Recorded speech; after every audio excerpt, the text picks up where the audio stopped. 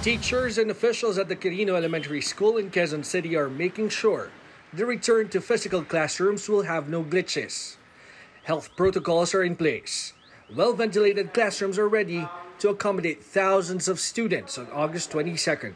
We are very much prepared po. But of course po, we have to have this final touch kasi nga we have to ensure po that the learners are really in the state of being safe and healthy po inside the school.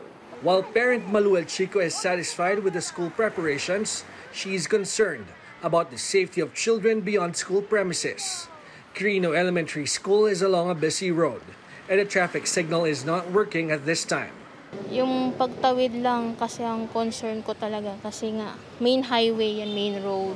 Ano lang, yung stoplight lang sana lagi na lang ayusin dyan. Kaya dati walang stoplight dyan, kaya may mga nasagasaan na dyan na bata noon. The MMDA has repainted the pedestrian lane outside the school.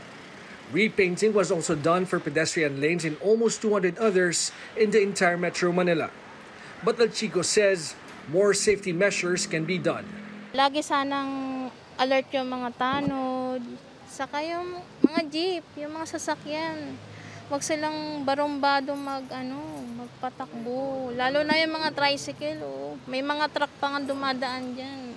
We seek po assistance coming from the police and coming from the barangay for the patrolling po and even guidance po yung mga pagtawid ng bata, yun. Kasi nga po, yun po under repair pa kasi yung traffic lights. Parents say safety is important in going back to school, both from COVID-19 and from road accidents. George Cahiles, CNN Philippines.